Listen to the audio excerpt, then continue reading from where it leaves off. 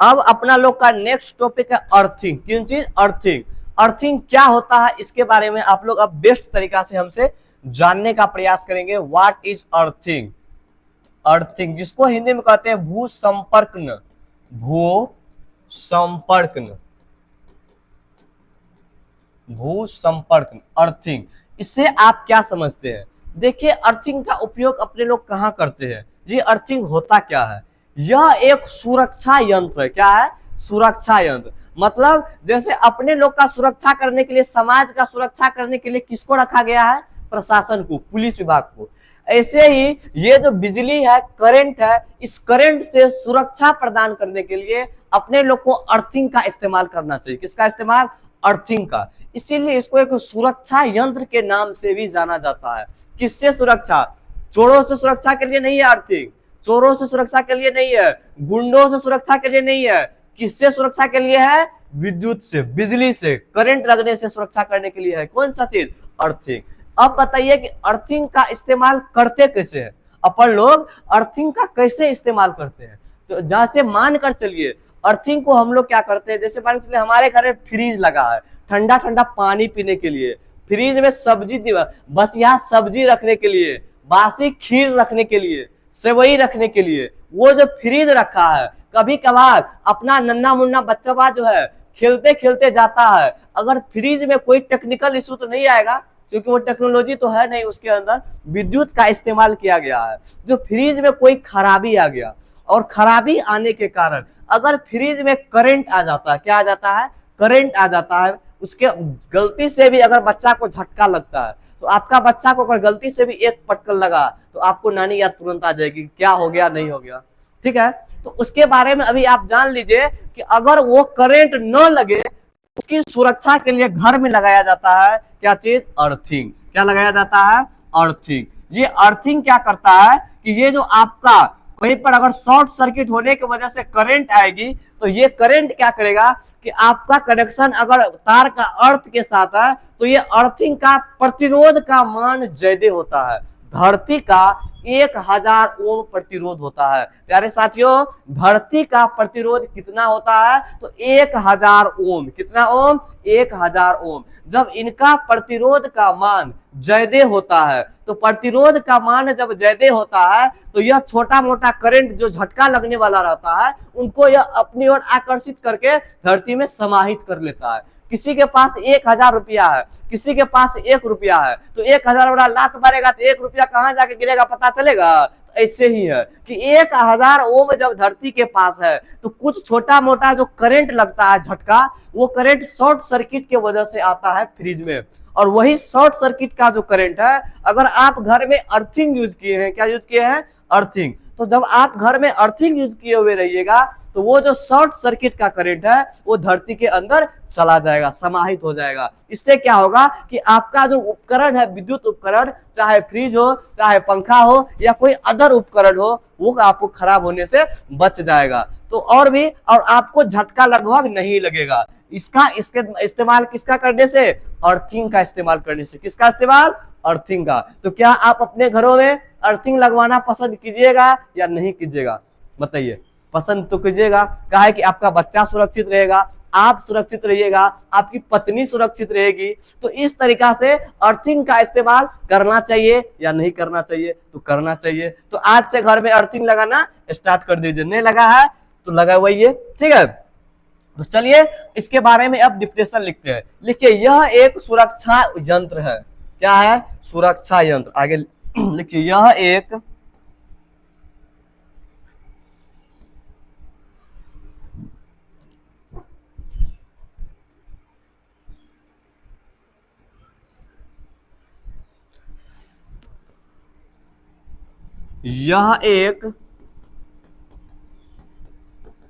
सुरक्षा यंत्र है।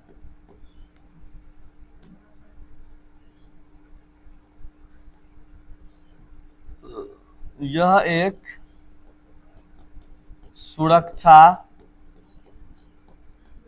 यंत्र है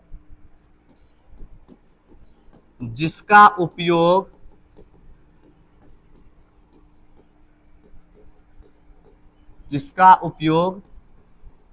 विद्युत के झटकों, जिसका उपयोग विद्युत के झटकों, झटका लगता क्यों है तो लिख देगा कोष्ट में शॉर्ट सर्किट के कारण, शॉर्ट सर्किट के कारण, शॉर्ट सर्किट के कारण, शॉर्ट सर्किट के कारण, शॉर्ट सर्किट के कारण जो विद्युत का झटका लगता है तो जिसका उपयोग विद्युत के झटकों से बचाव के लिए किया जाता है, से बचाव के लिए किया जाता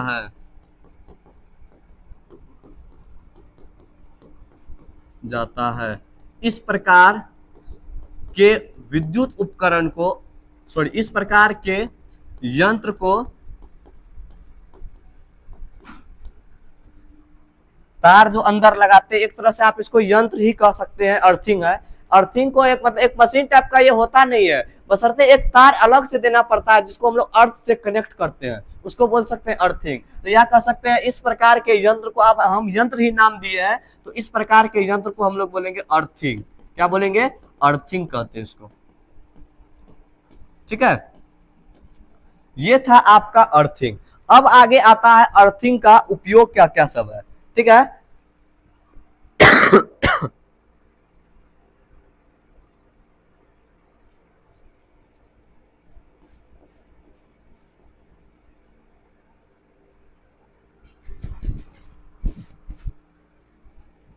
लिख लीजिए भू संपर्क के उपयोग,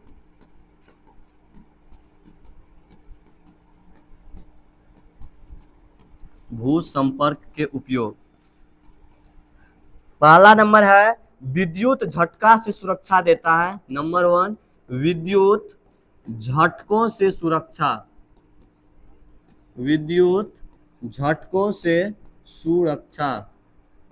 दूसरा नंबर है अत्यधिक वोल्टेज से सुरक्षा, अत्यधिक वोल्टेज से सुरक्षा, अत्यधिक वोल्टेज से सुरक्षा।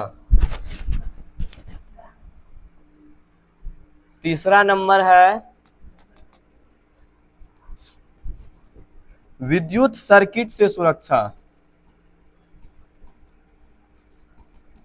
विद्युत का जो शॉर्ट सर्किट होता है उससे आपका सुरक्षा करता है कौन सा? अर्थिंग। ठीक, चौथा नंबर है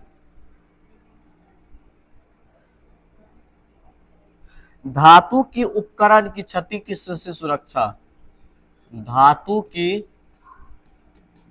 उपकरण की क्षति से सुरक्षा।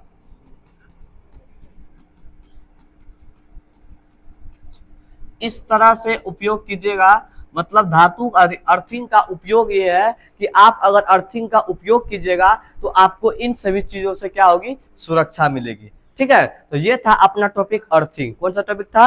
अर्थिंग।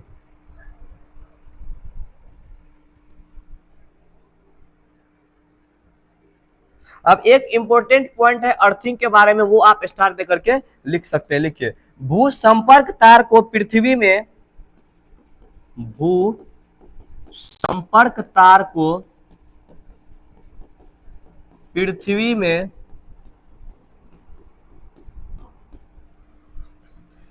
गहराई तक गाड़ी गई धातु, गहराई तक गाड़ी गई धातु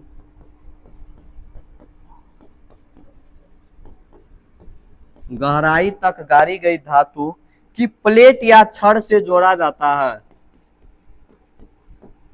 प्लेट या छड़ से जोड़ा जाता है,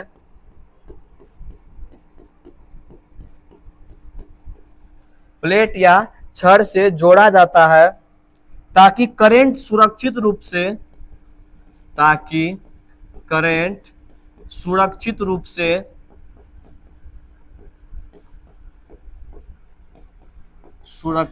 से पृथ्वी में प्रभावित हो सके। बताए थे आप लोग को इसके बारे में, कैसे करंट अंदर जाता है, पृथ्वी में प्रवाहित हो सके।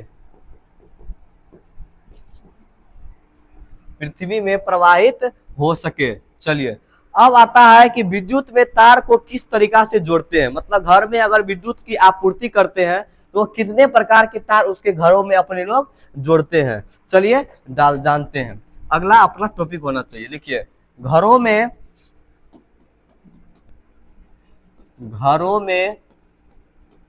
विद्युत उपकरणों को जोड़ने के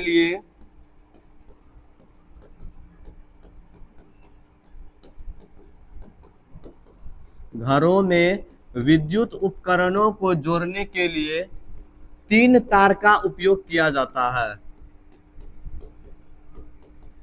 तीन तार का उपयोग किया जाता है।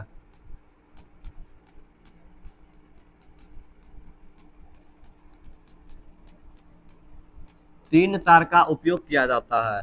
एक होता है विद्युन्मय तार, दूसरा आता है उदासीन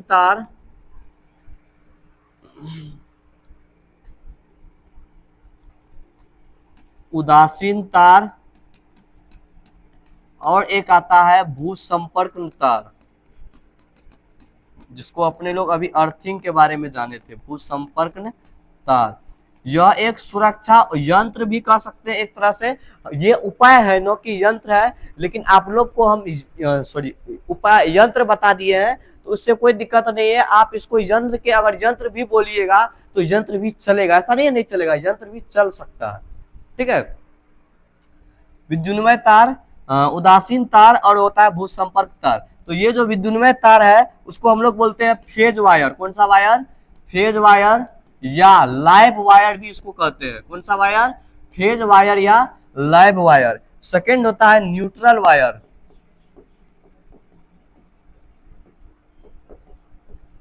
और तीसरा होता है आपको अर्थिंग वायर। इसी में आपको सारा चीज बता देते हैं कि ये जो तार होता है विद्युन्मय तार, इस विद्युन्मय तार का कलर होता है लाल, पीला, हरा। अब आप लोग लाल पीला के चक्कर में मत पड़ जाइएगा। लाल, पीला और नीला, ये तीन कलर होता है, लाल, पीला और नीला। और दूसरा जो तार है जिसका नाम है उदासीन तार, इसका कलर हो जाता है आपको काला। कैसा कलर हो जाता है प्यारे साथियों? काला कलर, जो कि ठंडा होता है। कैसा होता है? ठंडा तार के नाम से भी इसको जानते हैं। कौन सा तार? ठंडा तार। और जो विद्युन्मय तार होता है फेज वायर, इसको हम गर्म तार के नाम से भी जान सकते हैं। कौन सा तार? गर्म तार। अगला आता है भूसंपर्क तार, इसका हो जाता है आपको हरा कलर। कैसा कलर? हरा रंग का यह तार होता है। ठीक है, ये हो जाता है आपको अर्थिंग। ये किस कलर का होता है? हरा कलर का। ये जो होता है उदासीन तार, ये किस कलर का होता है? काला कलर का। इसको ठंडा तार के नाम से भी जानते हैं। और अगला आता है विद्युन्मय तार, फेज वायर या लाइव वायर, इसको गर्म तार के नाम से भी जानते हैं। कहता है वो गर्म, एगो ठंडा, मिल के खाओ, देसी अंडा ठंडा, जो भी कहिए आप लोग, वो आप लोग का काम है। तो लाल, पीला, नीला, इसके चक्कर में नहीं पड़ना है। और ये कलर कैसा, किसका कलर होता है? गर्म तार का कलर होता है, लाल, पीला, नीला। लाल, पीला, नीला, हरा, इसके चक्कर में नहीं पड़ो जल्दी।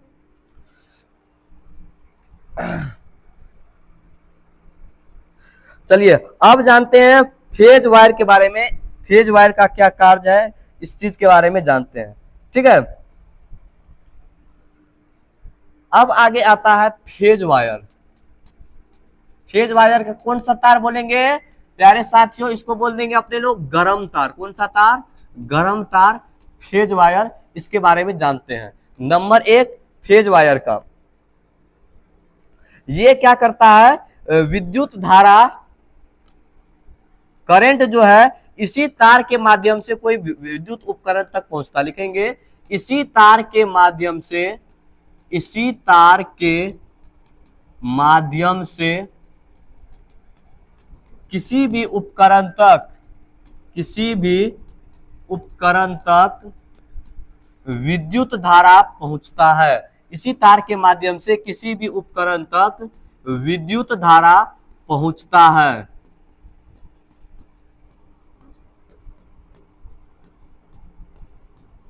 इस तार के माध्यम से किसी भी उपकरण तक विद्युत धारा पहुंचता है। किस तार के माध्यम से? विद्युन्मय तार, गर्म तार उसी को बोलते हैं। कौन सा तार? गर्म तार। इस तार का कलर कैसा होता है? तो लाल पीला नीला। कैसा कलर? लाल पीला नीला। बीच में हरा मत बोलना, क्या कि हरा कलर किसका होता है? अर्थिंग का। किसका? अर्थिंग का। काला कलर किसका होता है? उदासीन तार का या ठंडा तार का। ठीक है, चलिए अगला इसका पॉइंट है, इसमें सामान्यतः कितना वोल्टेज होता है प्यारे साथियों? तो 220 वोल्ट से 240 वोल्ट। कितना वोल्ट? 220 वोल्ट से 240 का वोल्ट वोल्टेज होता है। किसका? किसमें? कौन सा तार में? विद्युन्मय तार में। ठीक है, चलिए आगे बढ़ते हैं।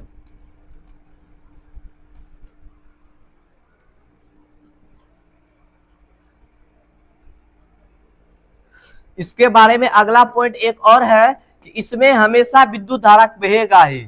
इस तार में हमेशा करंट बहती है, इसीलिए इसको छूने से बचे। हमेशा करंट बहती है, इसको किसी भी समय आप छूइएगा तो आपको झटका लग सकता है। हमेशा इस तार में हमेशा करंट बहती है, स्पर्श करने पर झटका लग सकता है, अर्थात इसको छूते ही आपको झटका लग सकता है। छूने पर झटका लग सकता है।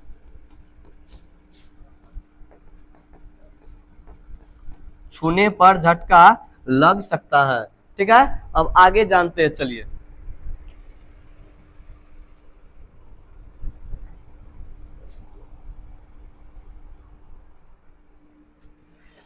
इस तार में हमेशा करंट बहती है, छूने पर झटका लग सकता है। ठीक है, चलिए अब जानते हैं उदासीन तार के बारे में। ये था इसका गर्म तार के बारे में कुछ इंपोर्टेंट पॉइंट। अब अगला इंपोर्टेंट पॉइंट आता है उदासीन तार के बारे में। किसके बारे में? उदासीन तार के बारे में। उदासीन तार के बारे में।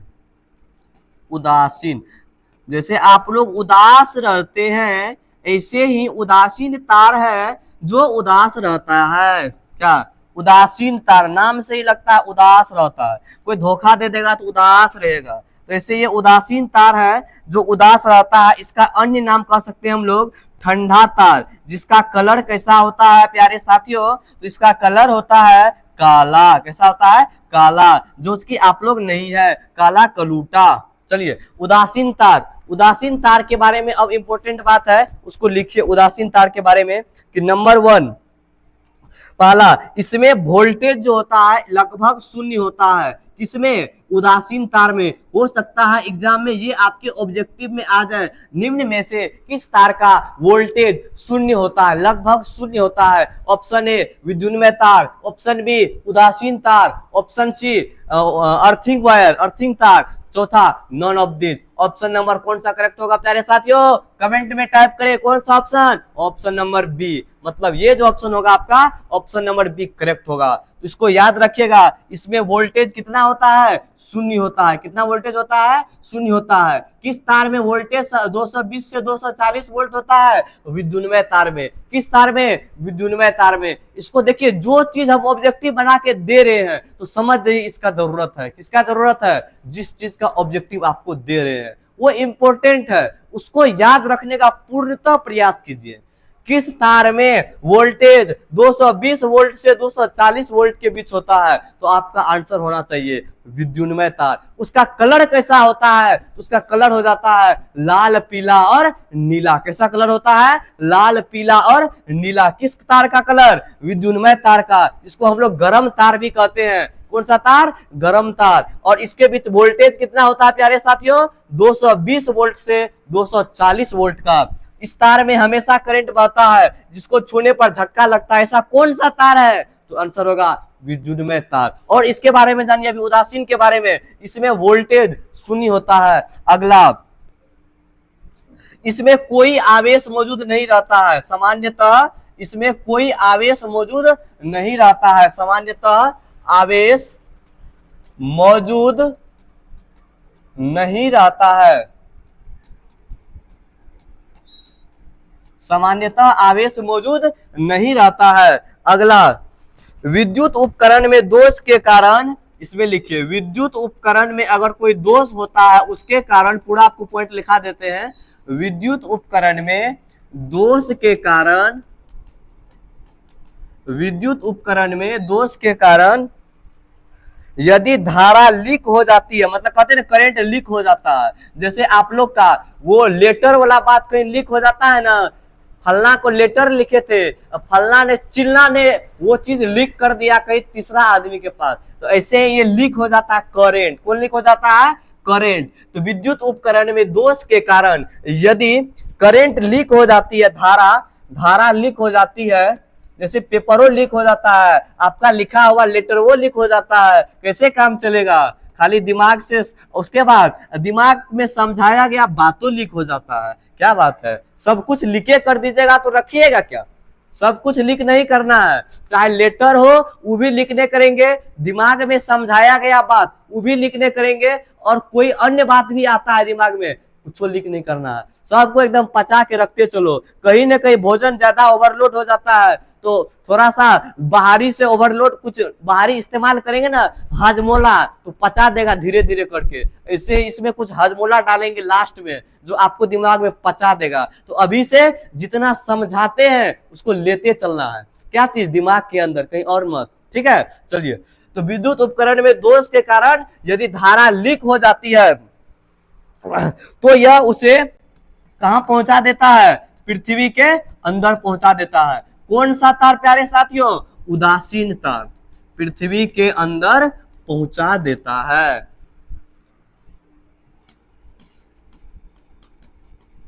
पृथ्वी के अंदर पहुंचा देता है। चलिए अगला पॉइंट, यह विद्युत झटकों से रोकने में हमें मदद करता है। यह विद्युत झटकों से रोकने में मदद करता है।